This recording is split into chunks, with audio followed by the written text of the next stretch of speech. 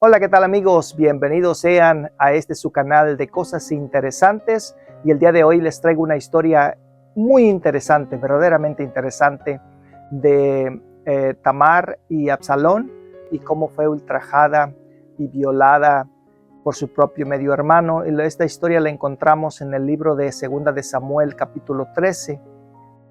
Vamos a estudiar esta historia y espero que les guste. En la antigua tierra de Israel, durante el reinado del gran rey David, existió un hombre cuyo nombre resonaba con fuerza y admiración en todos los rincones del reino de David. Absalón era su nombre, hijo de David, y Maacá se destacaba por su incomparable belleza y carisma. Desde la planta del pie hasta la cabeza, no había en él defecto alguno, como lo describe la Sagrada Escritura en el segundo libro de Samuel. Como ya les decía, en la segunda de Samuel 14:25, no había en todo Israel ninguno tan alabado por su hermosura como Absalón. Desde la planta del pie hasta la coronilla, no había en él defecto. Este joven, bendecido por una apariencia excepcional, era admirado y reverenciado por todo el pueblo de Israel. La belleza de Absalón no era solamente una bendición, sino también era una carga, porque su cabello largo y espeso pesaba tanto que se lo cortaba una vez al año, y cada vez que se lo cortaba era un evento notable. Eso lo dice segunda de Samuel 14:26. Cuando se cortaba el cabello, lo cual lo hacía cada año, porque le estorbaba mucho cuando le crecía mucho, por eso se lo cortaba, porque pesaba aproximadamente 200 ciclos de peso real. Su rostro era un rostro esculpido por Dios, un porte majestuoso, lo hacían inconfundible. Absalón no solamente atraía miradas, sino que también irradiaba un encanto que hipnotizaba a quienes lo rodeaban. Su presencia era magnética y en las calles, en las plazas de Jerusalén, la gente se detenía solo para verlo pasar. El linaje de Absalón también era significativo. Su madre, Maacá, era hija de Talmai, rey de Gesur, lo que le confería una nobleza y distinción adicional. La familia de David era extensa y compleja, con muchos hijos de diferentes esposas. Esa diversidad de vírgenes, de personalidades, creaba una dinámica familiar rica, pero a menudo conflictiva. Entre sus hermanos, Absalón era una figura dominante. Su medio hermano Amnón, el primogénito de David, y su hermana Tamar, una joven de gran belleza y pureza, compartían con él una relación fraternal llena de matices. Absalón amaba profundamente a su hermana Tamar y la protegía con un celo que solamente un hermano mayor podría tener. La admiración y el respeto que Absalón inspiraba entre los israelitas moldeaban la percepción del pueblo hacia él. Veían en su figura no solo a un príncipe, sino a un potencial líder capaz de continuar el legado de su padre, David. Sin embargo, esta misma admiración sembraba la semilla de la vanidad y de la ambición en el corazón de Absalón. La belleza y el carisma de Absalón eran dones divinos, pero también eran pruebas. La presión de ser perfecto ante los ojos de Israel lo empujaba a veces hacia la arrogancia y hacia la autosuficiencia. Así, mientras su apariencia lo elevaba, su orgullo comenzaba a enraizarse en su alma, preparando el terreno para los eventos tumultuosos que marcarían su destino y también el destino de su familia. con esta introducción, la historia de Absalón se abre entre nosotros llena de promesas y sombras en una travesía que explorarán los rincones más oscuros del corazón humano y la lucha por el poder y la justicia en el reino de Israel. Allá en el palacio de David, las intrigas y pasiones humanas se entrelazaban entre la vida cotidiana, tejiendo una red compleja de relaciones y deseos. Amnón, el primogénito del rey David, estaba consumido por un oscuro y enfermizo deseo hacia su media hermana Tamar. Esto lo dice 2 de Samuel 13:1. Aconteció después de esto que Absalón, hijo de David, tenía una hermana hermosa que se llamaba Tamar, y se enamoró de ella Amnón, hijo de David. Tamar, hija de David, y Macá, era conocida por su gran belleza y pureza, una joven virtuosa que se dedicaba a las labores del hogar y la devoción hacia Dios. Amnón, cegado por su lujuria, se encontraba atrapado en un conflicto interno, deseando lo que no podía tener.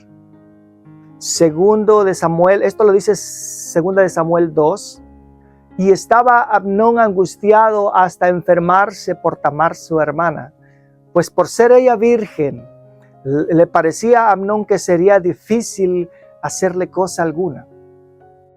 El consejero de Amnón y su primo, Jonadab, era un hombre astuto y manipulador, conocedor en su habilidad para intrigar en el palacio, alentaba la angustia de Amnón y dio un plan siniestro para satisfacer los deseos de su primo.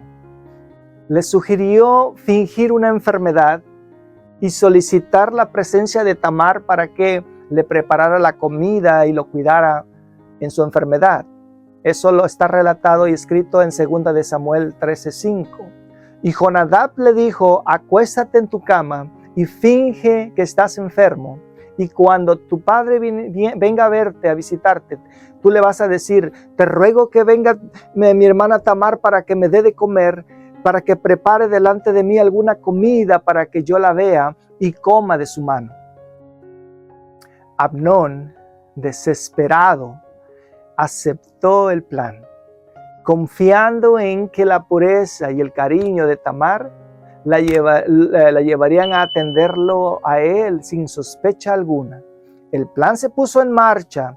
Amnón se acostó en su cama fingiendo estar gravemente enfermo y envió un mensaje al rey David pidiendo que Tamar viniera a su habitación para prepararle una comida especial para su enfermedad.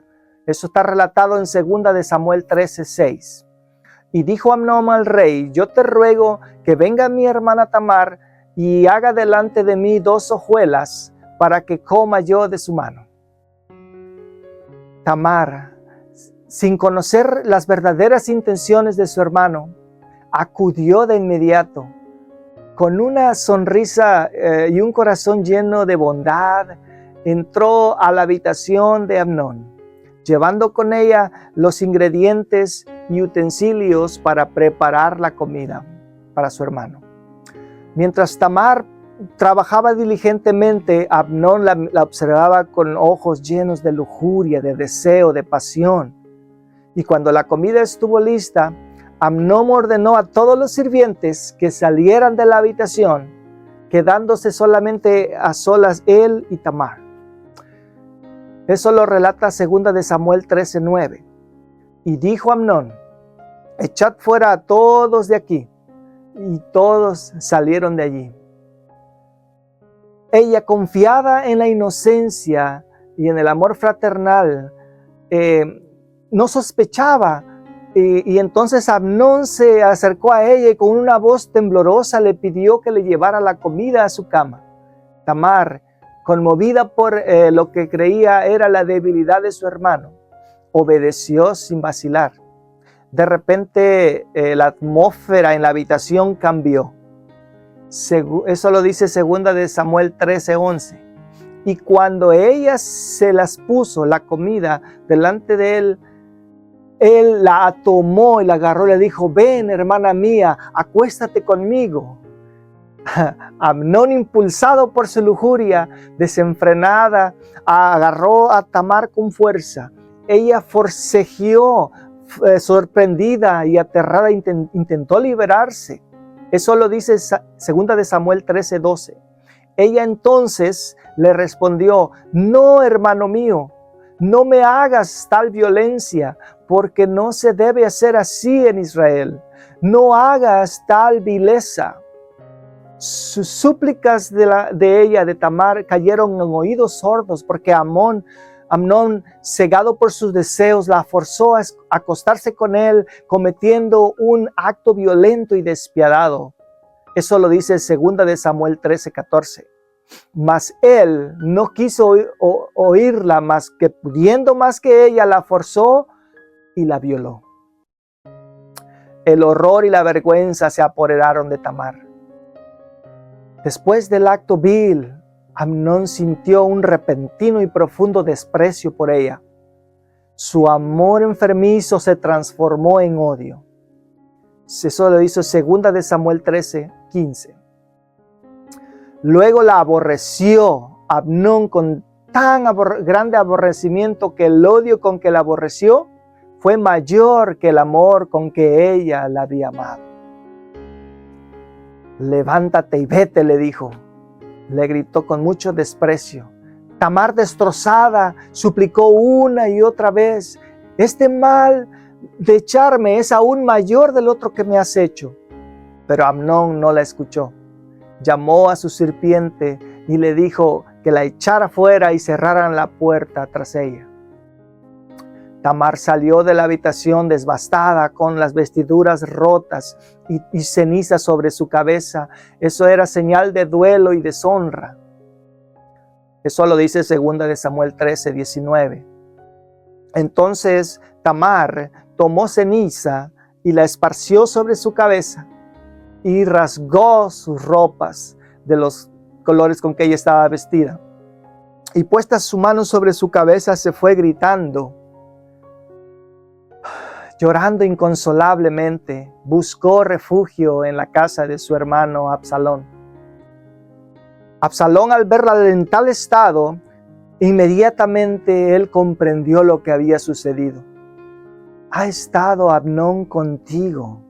Eso le preguntó él a ella con una voz tranquila, pero por dentro una furia ardiente que irradiaba en sus ojos. Y Tamar, sin poder hablar por el llanto, dijo que sí, y Absalón la tomó en sus brazos y le dijo: calla, hermana mía, no te angusties, él es tu hermano, no te angusties por esto. Pero Absalón en su corazón juró vengarse. Guardó silencio por 2 años, esperando el momento adecuado para hacer justicia por el ultraje cometido contra su amada hermana. El odio y la sed de venganza comenzaron a crecer y a crecer más y más en su interior, preparando el escenario para la tragedia que estaba a punto de acontecer. La noticia del ultraje sufrido por Tamar se extendió como un fuego fatuo, alimentando la furia y la tristeza en el corazón de Absalón. A pesar de su exterior tranquilidad, pero cada día que pasaba alimentaba el fuego de la venganza en su interior. La vista de su hermana, humillada y devastada, era un recordatorio constante del crimen que había quedado impune hace 2 años. Absalón, un hombre de profunda lealtad familiar, no podría soportar la idea de que Amnón, su medio hermano, continuara por la vida sin pagar su atrocidad. El rey David, al enterarse de la atrocidad, se llenó de ira, pero no tomó acción alguna contra Amnón. Este silencio y la falta de justicia solo sirvieron para avivar la indignación de Absalón. La aparente inacción de David dejó a Tamar sin reparación, y Absalón con una amargura que sentía en su corazón. Eso lo relata 2 de Samuel 13:21. Y luego que el rey David oyó todas estas cosas, se enojó mucho. Mientras tanto, Absalón cuidaba de Tamar en su propia casa, protegiéndola y asegurándose de que nunca más fuera herida. Cada día que pasaba, su determinación crecía y su odio hacia Amnón se solidificaba. Eso lo dice 2 de Samuel 13:22. Y Absalón no habló con Amnón ni malo ni bueno, aunque Absalón aborrecía a Amnón porque había forzado a Tamar su hermana, y Absalón decidió organizar un gran banquete, una fiesta en Baal Hazor, cerca de Efraín, con motivo de la temporada de esquila de ovejas, una ocasión festiva en la que las familias reales se reunían para celebrar. Absalón envió invitaciones a todos los hijos del rey David, incluyendo a Amnón. Con su actitud amable y hospitalaria, no despertó sospechas sobre sus verdaderas intenciones. El banquete se desarrollaba con alegría, con normalidad, con despreocupación. Los hijos del rey disfrutaban de la comida y de la hospitalidad de Absalón, ajenos a la tormenta que estaba avecinándose, y Absalón, con una sonrisa en su rostro, observaba a Amnón con frialdad, esperando el momento oportuno para ejecutar su plan. Segunda de Samuel 13:28. Y Absalón había dado órdenes a sus criados diciendo: y cuando yo diga herir a Amnón, entonces matadle y no temáis, porque yo lo he mandado. Esfuércense pues y sean valientes. Cuando Amnón ya estaba un poco ebrio y desprevenido porque ya el vino había alegrado su corazón, Absalón dio la señal a sus sirvientes: atacad a Amnón. Les ordenó con voz firme. Los sirvientes, preparados y leales, se abalanzaron sobre Amnón, quien, sorprendido y sin defensa, no tuvo tiempo de reaccionar. En un abrir y cerrar de ojos, Amnón fue asesinado. Su vida fue arrebatada en el mismo banquete que había sido preparado para su disfrute. El clamor del banquete se tornó en caos y en horror. Los demás hijos del rey, aterrorizados por lo que estaban presenciando, huyeron en diferentes direcciones, aterrorizados, temiendo por sus propias vidas. Eso está relatado en 2 de Samuel 13:29. Y los criados de Absalón hicieron con Amnón como Absalón les había mandado. Entonces todos los hijos del rey se levantaron y montaron cada uno en su mula y huyeron. Absalón, observando el cadáver de su medio hermano Amnón, sintió una mezcla de alivio y vacío. Su venganza había sido consumada, pero a un costo incalculable. Sabía que no podía quedarse en Israel después de este acto y que las consecuencias serían severas. Sin perder tiempo, Absalón huyó a Jesús, a la tierra de su abuelo, buscando refugio y protección. En Jesús, Absalón reflexionaba sobre sus acciones.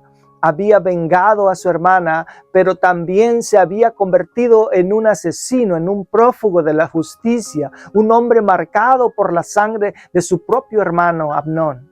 El precio de la justicia, aunque justificado en su mente, había traído consigo una cadena de eventos que cambiarían para siempre la dinámica de su familia y el destino de su propia vida. Jesús, un reino pequeño y alejado de la influencia directa de Israel, ofrecía la protección y el anonimato que Absalón les necesitaba. Durante 3 años permaneció ahí seguro pero constantemente vigilado por los fantasmas de sus acciones pasadas. Eso lo relata 2 de Samuel 13, 37 al 38. Mas Absalón huyó y se fue a Tamai, hijo de Abiud, rey de Gesur. Y David lloraba por su hijo todos los días. Así huyó Absalón y huyó a Gesur y estuvo allá 3 años. En Jerusalén, David se lamentaba profundamente. La muerte de Amnón y la fuga de Absalón sumieron al rey David en una tristeza abrumadora. David, atrapado entre el dolor por la pérdida de su primogénito y el amor por su hijo exiliado, se encontró incapaz de actuar. Joab, el comandante del ejército de David, observaba la agonía del rey con mucha preocupación. Joab sabía que la situación debía resolverse para restaurar la paz y la unidad en el reino. Con la astucia que lo caracterizaba, decidió intervenir y elaborar un plan para reconciliar a David y a Absalón. Entendía que una intervención directa podría ser rechazada por el rey, así que recurrió a una estratagema ingeniosa. En la ciudad de Tecoa, Joab encontró a una mujer sabia, conocida por su capacidad para contar historias que tocaban el corazón. Joab le pidió que fuera a ver al rey y le contara una parábola diseñada para despertar la empatía y la dirección de David. Ella aceptó, se vistió de luto, se presentó ante el rey David. Eso lo relata 2 de Samuel 14, 2 al 3.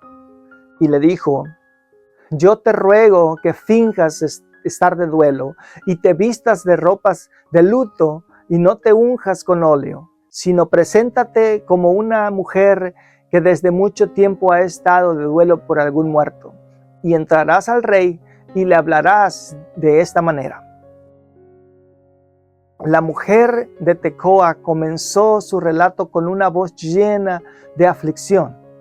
Eso lo relata 2 de Samuel 14, 6 al 7. Oh rey, tenía 2 hijos. Uno de ellos mató al otro en una pelea en el campo. Ahora toda la familia se ha levantado contra el asesino y exigen su muerte. Pero si lo hacen, extinguirán la última chispa de mi hogar. Te ruego, oh rey, que no permitas que se lleve a cabo esta venganza. David, conmovido por la historia, expresó su deseo de proteger al hijo sobreviviente de la mujer. Le dijo: vete a tu casa y yo daré órdenes para que nadie toque a tu hijo. La mujer, viendo la apertura del rey, continuó con su relato. Eso lo dice 2 de Samuel 14, 13 al 14. ¿Por qué entonces no traes de vuelta a tu propio desterrado? Todos morimos y somos como aguas derramadas en el suelo que no se pueden recoger nuevamente. Pero Dios no quita la vida. En cambio, encuentra maneras de traer de vuelta a los desterrados. David, sorprendido por la audacia y la sabiduría de la mujer, comprendió que la historia era una alegoría de la situación que estaba viviendo con Absalón. ¿Acaso no está la mano de Joab contigo en todo esto? Le preguntó el rey David. La mujer admitió que Joab le había orquestado la parábola para que David reflexionara sobre su propio hijo exiliado. Movido por las palabras de la mujer de Tecoa y la intervención de Joab, David decidió permitir el regreso de Absalón a Jerusalén. Sin embargo, su dolor y su resentimiento aún no le permitían reconciliarse completamente con él. Así, aunque Absalón volvió a Jerusalén, no se le permitió ver el rostro del rey. Durante aproximadamente 2 años, Absalón vivió en la misma ciudad que su padre, pero sin poder presentarse ante él. Eso lo relata 2 de Samuel 14, 23 al 24. Se levantó luego Joab y fue a Jesús y trajo a Absalón a Jerusalén. Mas el rey dijo: váyase a su casa y no vea mi rostro. Y volvió Absalón a su casa y no vio el rostro del rey David. Este periodo de distanciamiento dejó una herida abierta en el corazón de Absalón. La reconciliación incompleta y el rechazo de su padre solo sirvieron para alimentar su ambición y resentimiento. Absalón, en su aparente aceptación, comenzaba a planear su siguiente movimiento, uno que cambiaría para siempre el destino del reino de Israel.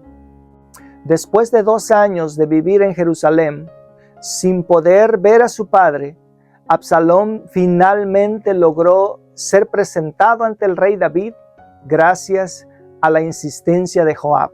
Sin embargo, aunque David no recibió la relación entre ellos seguía siendo tensa y distante. Eso lo relata 2 de Samuel 14, 33. Vino pues Joab al rey y se lo hizo saber. Entonces llamó a Absalón, quien vino al rey, e inclinó su rostro a tierra delante del rey David. Y el rey David le besó. Decidido a ganarse el favor del pueblo, Absalón comenzó a moverse estratégicamente con su belleza inigualable y su carisma natural. Rápidamente empezó a atraer seguidores y aliados. Absalón adoptó una destreza, una política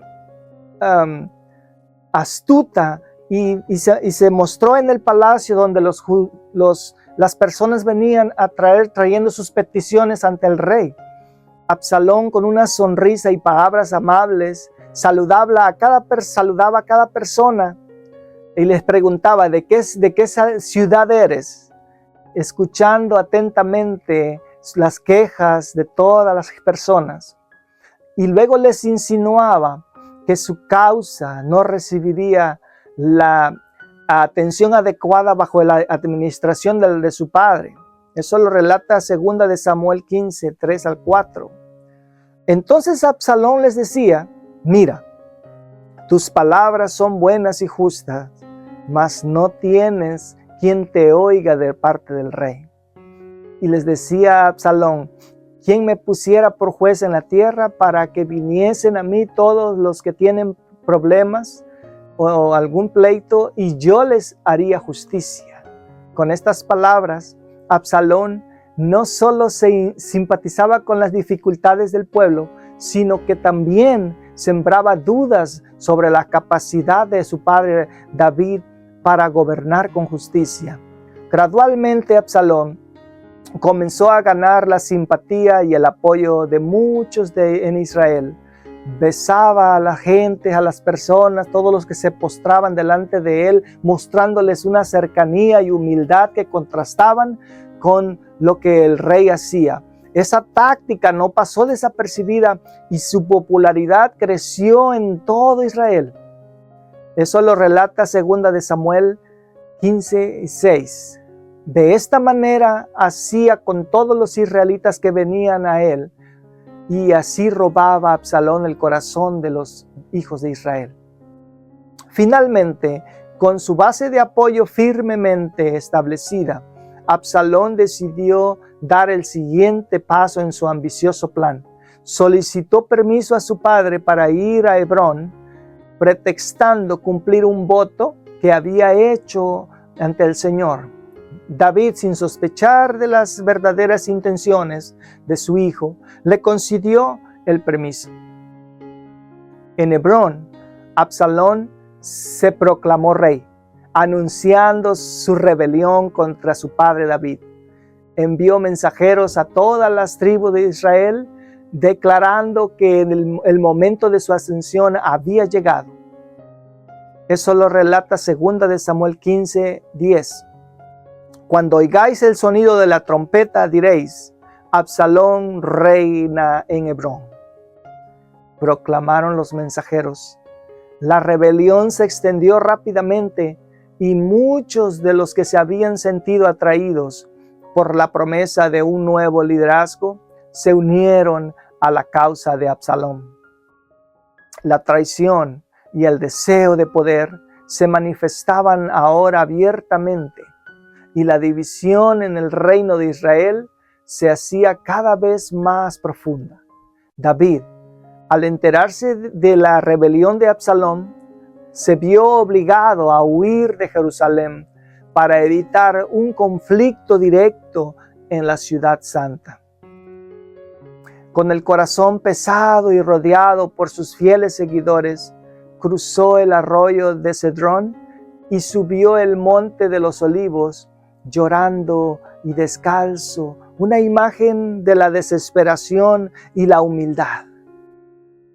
Eso lo relata 2 de Samuel 15:30. Y David subió la cuesta de los olivos y la subió llorando, llevando la cabeza cubierta y los pies descalzos, y todo el pueblo que tenía consigo cubrió también cada uno su cabeza, e iban llorando mientras subían. A su lado iban sus leales hombres y el pueblo que no había traicionado su causa, llevándose consigo el arca de la alianza como símbolo de su fe en Dios. Mientras David se retiraba al este, hacia Mahanaim, Absalón tomaba posesión de Jerusalén, consolidando su control sobre la ciudad de Jerusalén. Pero sin embargo, la batalla aún estaba por llevarse a cabo. Ambas partes sabían que el enfrentamiento decisivo iba a determinar el destino del reino. Las fuerzas de David y Absalón se prepararon para la confrontación en el bosque de Efraín, un lugar denso y traicionero que sería testigo de una feroz batalla.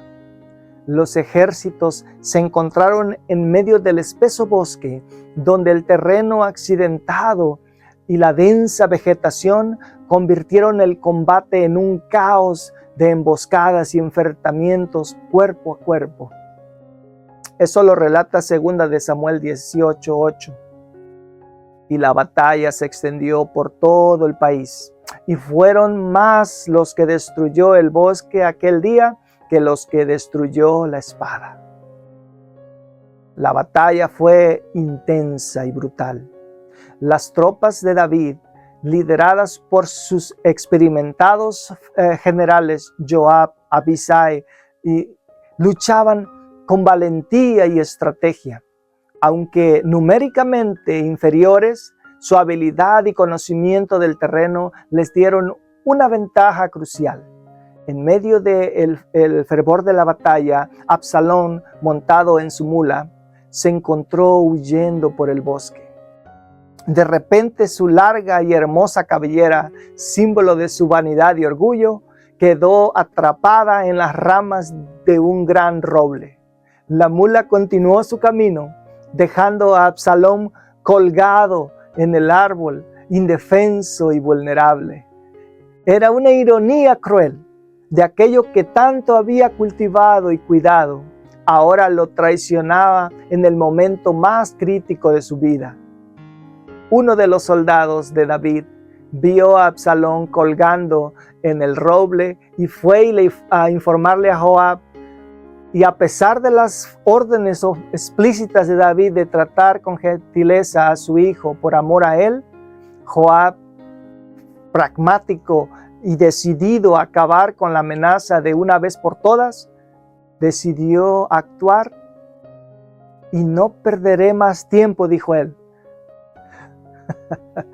Tomando 3 dardos, los clavó en el corazón de Absalón, y mientras él aún estaba vivo. Luego 10 jóvenes escuderos de Joab rodearon a Absalón y lo remataron asegurándose que estuviera muerto. Con la muerte de Absalón, la rebelión se desmoronó rápidamente y las fuerzas leales a él se dispersaron y la victoria de David fue completa. Sin embargo, esta victoria militar trajo consigo una profunda tristeza personal. Cuando llegó la noticia de la muerte de Absalón a David, su dolor fue insoportable. Subió a la habitación sobre la puerta y lloró amargamente. Eso lo dice 2 de Samuel 18:33. Entonces el rey se turbó y subió a la sala de la puerta y lloró. Y yendo decía así: Hijo mío, Absalón, hijo mío, Absalón, ¿quién me diera que muriera yo en lugar de mi hijo mío, Absalón? El lamento de David resonaba con una mezcla de amor paternal y de arrepentimiento y de comprensión de las trágicas consecuencias de sus propias acciones pasadas. Sabía que los conflictos en su familia eran en parte el resultado de sus propios pecados y decisiones, como la transgresión con Betsabé y el asesinato de Urías. El precio de sus errores se había cobrado con la vida de su amado hijo, dejando una cicatriz imborrable en su corazón y en la historia de su reinado. La muerte de Absalón marcó el fin de la rebelión, pero también dejó un reino profundamente herido. Las consecuencias de la traición y el conflicto resonarían durante mucho tiempo, afectando no solamente a David y su familia, sino a todo Israel. En su luto, David reflexionó sobre las lecciones dolorosas que la vida le había enseñado, comprendiendo que el poder y la justicia a menudo tienen un costo humano devastador. Proverbios 16:18, antes del quebrantamiento es la soberbia, y antes de la caída, la altivez de espíritu. Luego de adentrarnos en esta historia llena de intriga, pasión y tragedia, podemos reflexionar sobre las profundas enseñanzas que nos deja la vida de Absalón. Esta narrativa nos recuerda la importancia de la justicia, el perdón en las consecuencias de nuestros actos. Nos muestra cómo el orgullo y la vanidad pueden llevar a la destrucción y cómo el amor y el arrepentimiento son fundamentales para la reconciliación y la redención. Los invito a unirnos en oración para pedir sabiduría, compasión y fortaleza en nuestras vidas, aprendiendo de los errores, de los aciertos de estos personajes bíblicos. Es un aprendizaje para nuestra vida espiritual y que la pongamos en práctica y de esa manera aprendamos a poder comportarnos en una vida cristiana. Así como la historia de Absalón nos muestra las complejidades de la vida, las luchas por el poder y las profundas heridas que pueden surgir en las relaciones familiares. De eso debemos de aprender para pedirle a Dios sabiduría y discernir lo justo y actuar rápidamente en cada aspecto de nuestra vida. Que Dios nos ayude a evitar el orgullo y la vanidad que puedan llevarnos por caminos oscuros y destructivos. Así es de que, amados amigos y hermanos, esperamos que esta historia sea de grande visión para su vida. Gracias por quedarse hasta el final del video. Gracias por el apoyo. Y con esto cerramos esta historia, esperando que haya sido de bendición. Si es así, no olvide dejarnos su like, algún comentario, compartir. Y si no te has suscrito, suscríbete. Es completamente gratis. Puedes hacerlo ahora mismo suscribiéndote a a este tu canal de Cosas Interesantes. Yo soy Cristóbal Hipólito y nos vemos en un próximo video, en una nueva historia de la palabra de Dios. Hasta pronto.